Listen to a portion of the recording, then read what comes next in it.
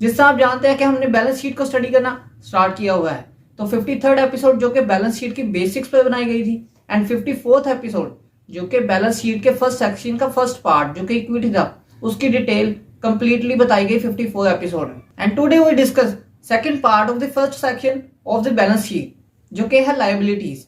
तो आप देख रहे हैं बी1 बिलियनियर शेयर मार्केट की 55th क्लास में। वेलकम।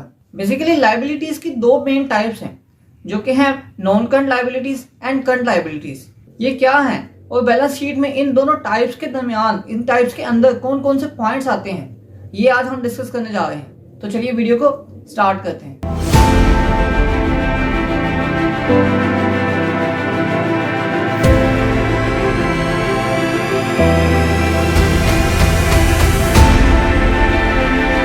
जैसे कि आप जानते हैं कि लायबिलिटी का मतलब है उधार। तो उधार के आगे दो टाइप्स हैं, non current liabilities and current liabilities. Current liabilities वो लायबिलिटीज होती हैं जो कि कंपनी ने एक साल के अंदर अंदर वापस करनी होती हैं। एंड सेकंड टाइप जो कि है नॉन करंट लायबिलिटीज, वो ऐसा उधार है, ऐसी उधार की अमाउंट है जो कंपनी ने एक साल, एक फाइनेंशियल ईयर के बाद जाकर वापस करनी होती हैं। तो पिछली वीडियोस की तरह एक प्रैक्टिकल एग्जांपल इस वीडियो में लेंगे जो कि ऑटोमोबाइल कंपनी की, ऑटोमोबाइल इंडस्ट्री की कंपनी है।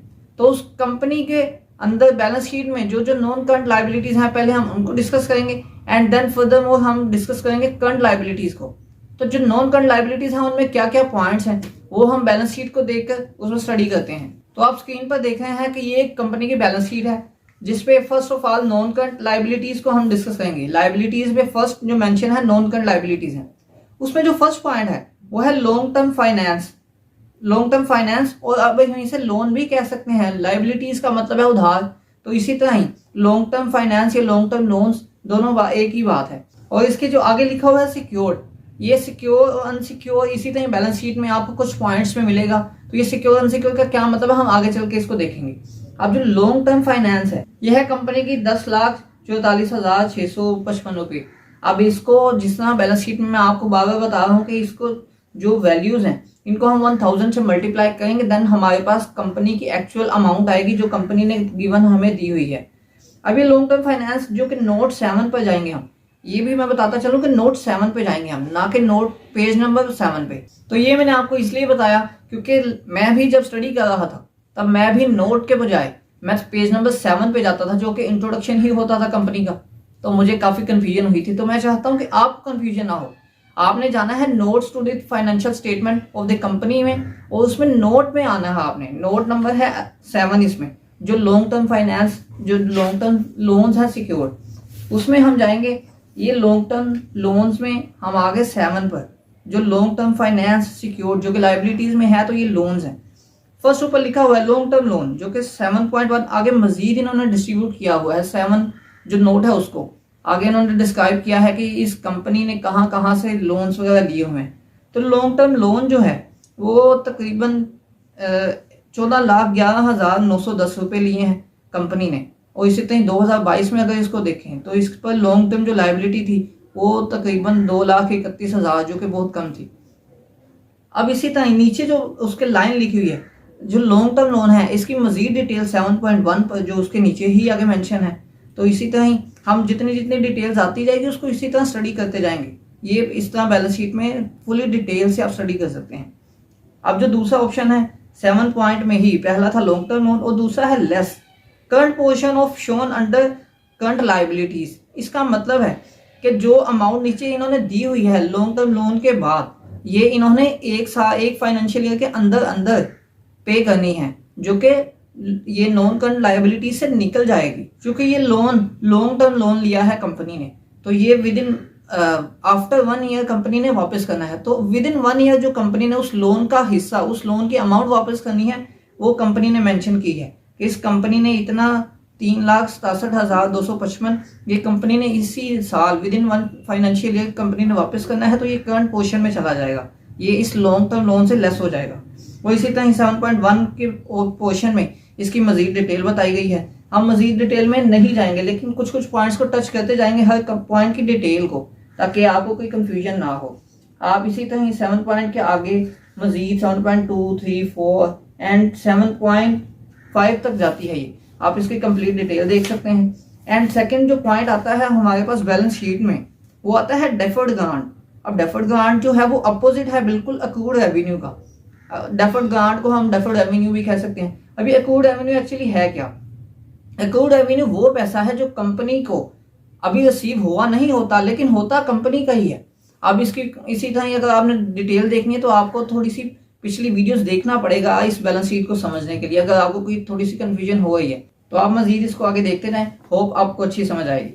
अब ये जो डेफर्ड ग्रांट, ये अक्रूड रेवेन्यू मैंने आपको बता दिया। इसी तरह ही डेफर्ड रेवेन्यू जो है वो अक्रूड रेवेन्यू का बिल्कुल अपोजिट है, जो कि कहलाएगा वो कंपनी का वो पैसा जो कंपनी को रिसीव तो हो चुका हुआ है, लेकिन कंपनी ने अभी उसकी सर्विसेज प्रोवाइड करनी है। फर्ज कर लें कि नेटफ्लिक्स की आपने ओनरशिप बाय की है, नेटफ्लिक्स को आपने पूरी साल की फी पे कर दी है, तो जो नेटफ्लिक्स को आपने फी पे की है वो की है पूरे साल की, तो वो कहलाएगा डेफर्ड रेवेन्यू नेटफ्लिक्स कंपनी के पास, जो कि कंपनी ने एडवांस में तो पेमेंट ले ली है लेकिन अभी उसकी सर्विसेज पूरा साल प्रोवाइड करनी है। तो जिसकी सर्विसेज प्रोवाइड करनी है, जो कंपनी ने माल देना है या जो गाड़ियां हैं, जिससे ऑटोमोबाइल की कंपनी की हम बैलेंस शीट स्टडी कर रहे हैं, तो वो भी कहलाएगा इसी तरह डेफर्ड रेवेन्यू या डेफर्ड ग्रांट कहलाएगा। अब इसकी जो डिटेल है वो हम नोट नंबर 8 पे चले जाते हैं। तो ये नोट नंबर 8 पर आए हम, इसमें लिखा हुआ है डेफर्ड ग्रांट पर at the year, at start of year, जो कि साल स्टार्ट होने से पहले कंपनी के पास 36,344, जिसको 1000 से मल्टीप्लाई करेंगे देन हमारे पास एक्चुअल वैल्यू आएगी। देन हमारे पास आ जाता है, ये स्टार्ट पर था कंपनी का डेफर्ड ग्रांट, उसके बाद रिवाइज रिसीव्ड हुआ ड्यूरिंग द ईयर, कोई भी नहीं, इसी 2023 के अंदर 2022 की भी साथ साथ है बैलेंस शीट, आप उसे भी साथ साथ अकाउंटिंग को देख सकते हैं। अब जो ट्रांसफर हुआ प्रॉफिट और लॉस ड्यूरिंग दिस ईयर, जो फाइनेंशियल ईयर है, उसके दौरान 8,236, जो कि ये ऑब्वियसली 1000 से मल्टीप्लाई करना पड़ेगा आपको। एक्चुअल इस जो वैल्यू है इसको हमने स्टार्ट ऑफ द ईयर की जो अमाउंट थी 26,000 उसमें से माइनस किया। ब्रैकेट में हमेशा जो बैलेंस शीट में जो फाइनेंशियल स्टेटमेंट्स में ब्रैकेट में अमाउंट जो होती है हम उसको माइनस ही करते हैं। उसके बाद modification during of the year, ये भी कुछ नहीं था। And at end of the year जो हमारे पास डेफर्ड ग्रांट बची, वो बची थी 18,109। तो डेफर्ड ग्रांट क्या है वो आपको मैंने ऑलरेडी बता दिया। एंड नेक्स्ट बैलेंस शीट पर जो नॉन करंट लायबिलिटीज पर तीसरा पॉइंट आता है वो आता है lease liabilities against right use of assets. जब भी आप किसी पॉइंट की नोट में जाना चाहें उससे पहले आप उस पॉइंट को समझे कि पॉइंट कहना क्या चाह रहा है। अब इसने लीज में लायबिलिटीज कोई उधार वगैरह लिया है against right use of assets, या एसेट्स को सही इस्तेमाल करने के लिए कोई लोन टाइप कंपनी ने लिया है, उसके नोट पे हम जाते हैं जो कि है 9 नंबर पर। तो अब हम ये जो नोट 9 पे हैं जो कि है lease liabilities against right use of assets, इसका जो फर्स्ट पॉइंट है वो है lease liabilities at year end. ये जो मैं स्टडी कर रहा हूँ बैलेंस शीट, ये है 2023 की। इसका मतलब है जो इसने लिखा हुआ है कि 2022 के एंड पे जो कंपनी के पास बचे थे लीज लायबिलिटीज वो थी 10,000, जो कि 2023 में कंपनी को फेस करनी पड़नी है। तो 2023 में इसने लिखा हुआ है नीचे जो लेस हो जाएंगी current portion of the lease liabilities, mean कि ये जो पोर्शन है ये करंट लायबिलिटीज में मैनेज चला जाएगा, जो कि नॉन करंट लायबिलिटीज में था 2022 की बैलेंस शीट में। तो 2023 की बैलेंस शीट में जो कि 10,986 लीज लायबिलिटीज 2023 में कंपनी को मिली थी बैलेंस शीट में, उसमें 4,019 ये करंट पोर्शन में चली जाएंगी बैलेंस शीट की, एंड नॉन करंट पोर्शन में जो आ जाएगा लीज लायबिलिटीज की वो 6,967 आ जाएंगी। और इसी तरह ही जो नॉन करंट लायबिलिटीज को हम स्टडी कर रहे हैं उसके सेकंड नेक्स्ट पार्ट पर जाते हैं जो कि है एम्प्लॉयज डिफाइंड बेनिफिट प्लान, जिसको हम नोट 10 पर जाके देखेंगे, जो कि 26,986 इस बैलेंस शीट पर है। तो नोट 10 पर हम जाते हैं, इसमें लिखा हुआ है एम्प्लॉयज डिफाइंड बेनिफिट प्लान के जो स्टाफ के रिटायरमेंट बेनिफिट प्लान थे जो कि कंपनी के ऊपर उधार है। इसका मतलब है कि कंपनी के जो एम्प्लॉयज हैं उनके जितने भी बेनिफिट्स हैं, उनके रिटायरमेंट बेनिफिट एंड दूसरे जो फंड्स वगैरह मिलते हैं एंड जो एक साल के अंदर अंदर जो बोनसेस वगैरह मिलते हैं, इस तरह के जो भी एम्प्लॉयज की फंड्स वगैरह कंपनी के ऊपर वाजिबुल अदा है, मीन कंपनी ने जो एक साल में पे करने हैं, अभी वो कंपनी ने दिए नहीं है, तो वो भी कंपनी के लायबिलिटीज में लिखे जाएंगे, जो कि लिखे गए हैं नॉन करंट लायबिलिटीज में, जो कंपनी ने आगे आने वाले सालों में पे करने हैं एम्प्लॉयज को। तो ये जो नोट 10 है ये बहुत ज्यादा ब्रीफली डिस्क्राइब किया गया है कंपनी की बैलेंस शीट में, जो कि तकरीबन 1 2 3 6 पेजेस पर मुश्तमिल है। तो 6 पेजेस को अगर मैं बताऊंगा तो ये वीडियो कहाँ की कहाँ चली जाएगी। तो इस डिटेल को हम स्किप करते हैं एंड नॉन करंट लायबिलिटीज के नेक्स्ट पार्ट पर आते हैं, जो कि है लॉन्ग टर्म डिपॉजिट्स। अभी लॉन्ग टर्म डिपॉजिट्स जो हैं वो कंपनी के मेन लॉन्ग टर्म लोन्स जो हैं वो 34,406, जिसको 1000 से मल्टीप्लाई करेंगे देन हमारे पास एक्चुअल वैल्यू आएगी। ये है नोट 11 पर इसकी डिटेल। तो हम ये जो नोट 11 है इसको देखें कि जो लॉन्ग टर्म डिपॉजिट्स है उसमें कंपनी ने लिखा हुआ है दीज रिप्रेजेंट्स, कि ये जो लॉन्ग टर्म लायबिलिटीज है ये शो कर रही है सिक्योरिटी डिपॉजिट्स को। मीन कि कंपनी ने अपनी सिक्योरिटी के लिए कुछ डिपॉजिट किया हुआ है, कुछ पैसे, वो कैसे और किन से वो रिसीव किए गए हैं, डीलर से। Mean received from dealers by which of agreement are interest free, जो कि कंपनी ने इंटरेस्ट फ्री एग्रीमेंट्स डीलर्स के साथ किए हुए हैं और उनका पैसा रिसीव कंपनी ने किया हुआ है, जो कि कंपनी का नहीं है। एंड आगे कंपनी बता रही है जो कि रीपेएबल है, जो डीलरशिप कंपनी के साथ जो जिन जिन पर्सन्स ने की हुई है, अगर वो डीलर्स कैंसिल करते हैं तो ये अमाउंट रीपेएबल है कि कंपनी उनको वापस करेगी। And can not be utilise, company इनको यूटिलाइज भी नहीं कर सकती, और कंपनी ने आगे लिखा हुआ है मतलब अपने बिजनेस के लिए नहीं इस्तेमाल कर सकती। और कंपनी ने आगे लिखा हुआ है they have been kept in separate bank account, कि कंपनी इनके लिए एक अलग सेपरेट बैंक अकाउंट ओपन करवाया हुआ है एंड करवाएगी।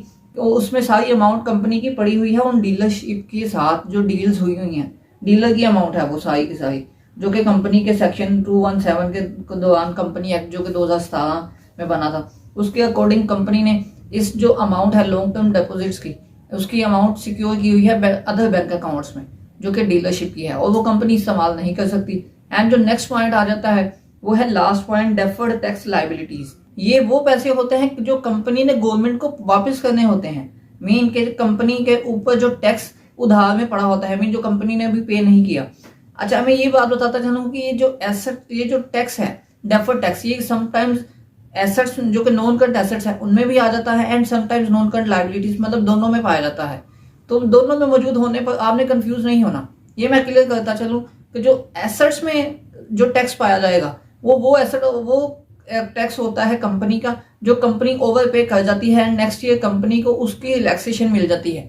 फर्स्ट करें कि कंपनी ने 1 लाख टैक्स पे करना था गवर्नमेंट को, कंपनी ने 1 लाख के बजाय 1.5 लाख पे कर दिया, तो जो 50 लाख है जो 50,000 है वो कंपनी का डेफर्ड टैक्स कहलाएगा, जो कि कंपनी का एसेट बनेगा और कंपनी के नॉन करंट एसेट्स में शुमार किया जाएगा।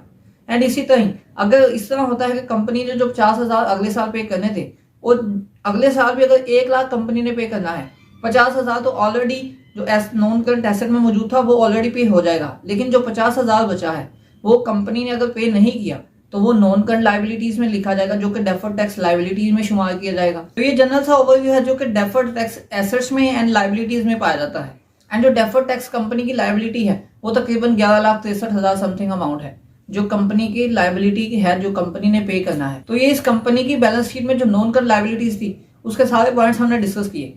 कुछ पॉइंट्स डिफरेंट कंपनीज में डिफरेंट भी हो सकते हैं, लेकिन आप अगर डिटेल में जाके पढ़े स्टडी करेंगे तो आपको उन पॉइंट्स को समझने में कोई मुश्किल पेश नहीं आएगी। क्योंकि वीडियो लंबी होती जा रही है तो हम नेक्स्ट वीडियो पर करंट लायबिलिटीज को छोड़ते हैं, तो हम नेक्स्ट वीडियो में करंट लायबिलिटीज को स्टडी करेंगे।